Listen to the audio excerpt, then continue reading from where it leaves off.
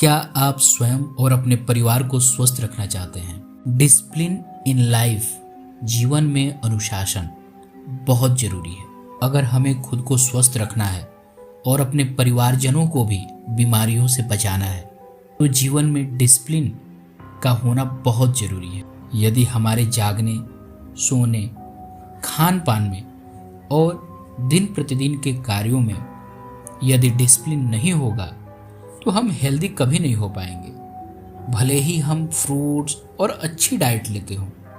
इसलिए हमारे सोने, जागने और खान पान और दिन प्रतिदिन के जीवन में अनुशासन का होना बहुत जरूरी है। बहुत से लोगों का ऐसा सोचना होता है कि ज़्यादा सेल्फ डिसिप्लिन लाइफ का मतलब लेस फन होता है और यह लाइफ में हैप्पीनेस को कम कर देता है। लेकिन हेल्टन हेड हेल्थ की वेबसाइट पर research shows self discipline leads to happiness शीर्षक से छपे एक लेख में विल हेल्म हॉफमैन द्वारा शिकागो यूनिवर्सिटी में किए गए रिसर्च के हवाले से लिखा गया कि सेल्फ डिसिप्लिन लाइफ में फन और हैप्पीनेस को कम नहीं करता, बल्कि सेल्फ डिसिप्लिन लाइफ को सेटिस्फेक्शन और हैप्पीनेस के साथ जोड़ता है। जी हाँ, रिसर्च जो कि जर्नल ऑफ पर्सनालिटी में छपा था कि रिसर्च में शामिल पार्टिसिपेंट्स जिन्होंने सेल्फ कंट्रोल डेवलप किया वो ज़्यादातर खुशमिजाज रहते थे। वर्तमान में एंजाइटी और डिप्रेशन की समस्या के मूल में भी जिंदगी में अनुशासन की कमी ही।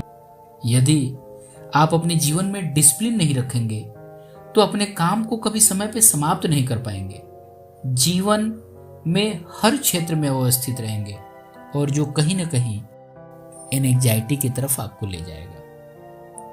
अगर आपका काम समय पे नहीं पूरा होगा, आप एट द 11th आवर जाके आप वर्क को कंप्लीट करने की कोशिश करेंगे।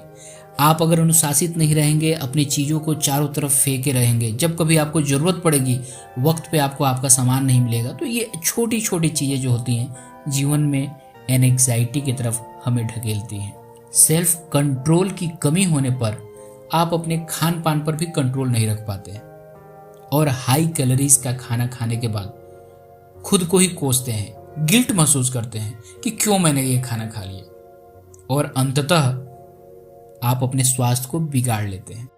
दोस्तों, हम जो करते हैं, हम जैसा जीवन जीते हैं, हमारे बच्चे भी हमको ही देखकर सीखते हैं, हमारा ही अनुकरण करते हैं। अगर हम जीवन में अनुशासित नहीं होंगे और हम एक्सपेक्ट करेंगे कि हमारे बच्चे डिसिप्लिन में रह के अपने होमवर्क समय पे कंप्लीट करें, अपने टास्क को करें, अपने चैप्टर्स को रिवाइज करें और एग्जाम में अच्छा करें, लेकिन अगर हम देखें तो इन सब के लिए जिम्मेदार कौन है? हम हैं, क्योंकि वो बच्चा तो हमें देख रहा है और हमें देख के सीख रहा है। हम उसके सामने कुछ अच्छा अनुकरण ही नहीं पेश कर रहे हैं, तो हम उससे कैसे एक्सपेक्ट कर सकते हैं?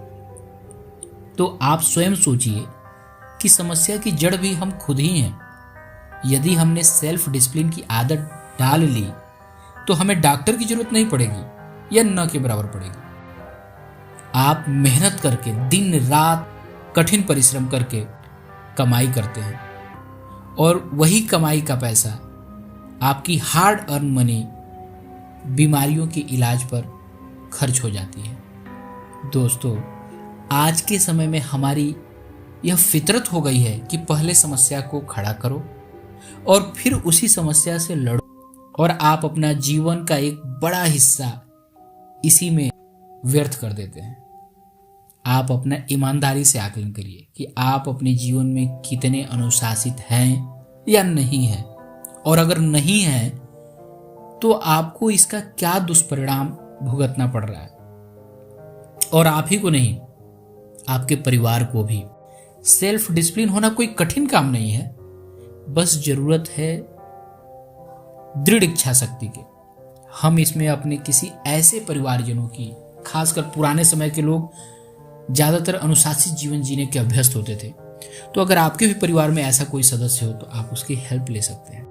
अपने आप को हमेशा मोटिवेट करते रहिए कि मैं इस काम को कर सकता हूँ, मैं डिसिप्लिन के साथ जीवन में अपने कार्यों को मैं करूँगा, मैं सेल्फ डिसिप्लिन में खुद को अपने आप को रखूँगा।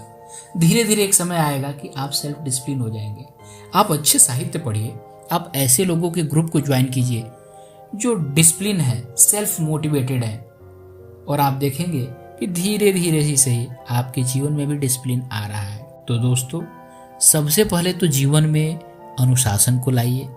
आप अनुशासन में अपने आप को रखेंगे तो आप देखेंगे कि आपके जीवन की 99% समस्याएं वैसे ही समाप्त हो जानी है।